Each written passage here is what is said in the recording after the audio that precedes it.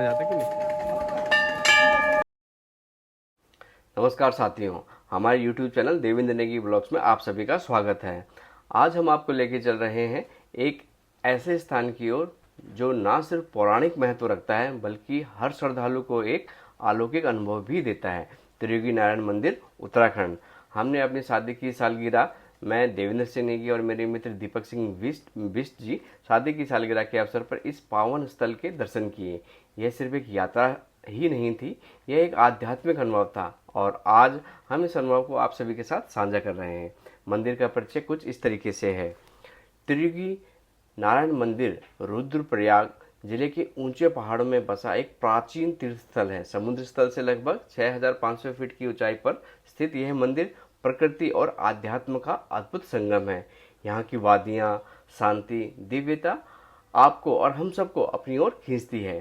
पौराणिक कथा के अनुसार त्रियोगी नारायण मंदिर का नाम 3 युगों सतयुग, त्रेता युग और द्वापर युग से जुड़ा है।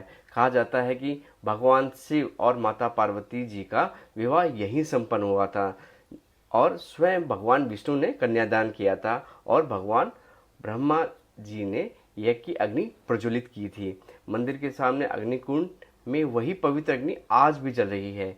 यह अग्नि कभी बुझती नहीं है और इसे अक्षय अग्नि कहा जाता है। ये वही अग्नि है जिसके सामने भगवान शिव और माता पार्वती जी ने 7 फेरे लिए थे। अग्निकुंड और जलकुंड के बारे में अगर हम बात करें जो मंदिर में स्थित है, मंदिर के बाहर 4 पवित्र जलकुंड हैं। रुद्रकुंड पीने के जल के लिए, विष्णुकुंड स्नान के लिए, ब्रह्मा कुंड और सरस्वती कुंड। कहा जाता है कि इन कुंडों में स्नान करने से मन और आत्मा दोनों ही शुद्ध हो जाते हैं। यहाँ का जल सीधे हिमालय से आता है, बिल्कुल निर्मल, शीतल और पवित्र। मंदिर की बनावट और विशेषता की अगर हम बात करें, त्रियोगी नारायण मंदिर की वास्तुकला उत्तराखंड के अन्य पवित्र स्थलों जैसे केदारनाथ से मिलती जुलती है।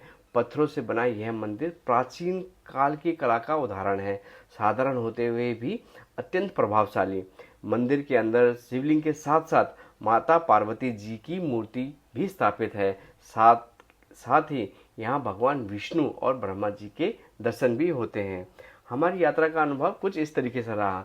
हमने अपनी यात्रा फरीदाबाद से भाई नेगी जी के साथ शुरू करी और हम फरीदाबाद से होते हुए सीधे ऊखीमठ रुके। वहाँ पर रुकने के बाद अगले दिन हमने त्रियोगी नारायण के लिए निकले।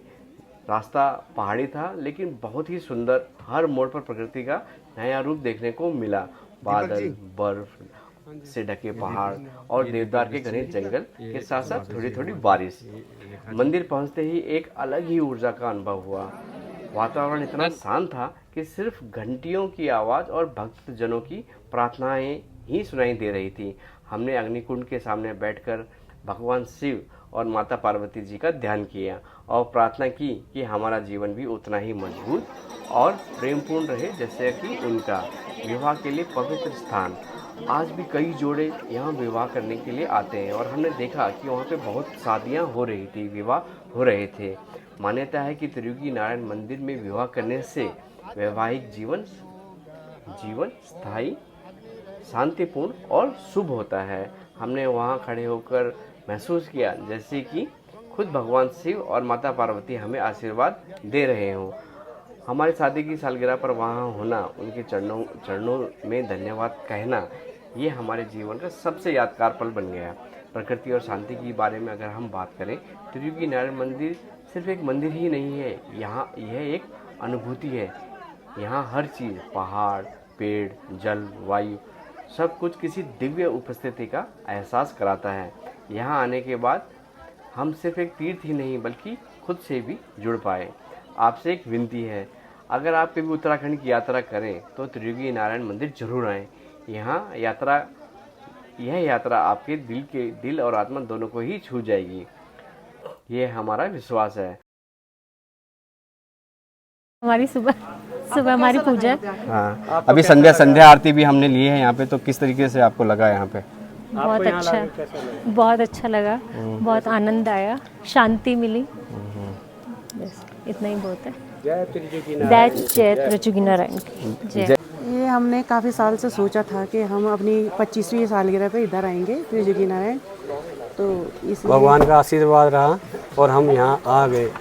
और भगवान जी का ऐसे आशीर्वाद ऐसे ही बना रहे, इसके लिए भगवान जी को कोटि कोटि प्रणाम। 25वीं सालगिरह में जो आपको ये उपहार भाई दीपक बिष्ट जी ने दिया, कैसा लगा? मैंने इनसे इच्छा जताई थी कि मैं 25 सालगिरह पे हमें वहाँ चलना है, तो इन्होंने बहुत बड़ा मुझे गिफ्ट दिया है, ये उपहार दिया है, इसके लिए मैं इनके लिए बहुत बहुत धन्यवाद करती हूँ। आप भाई दीपक ये मेरे लिए अनमोल उपहार है मेरे लिए। भाई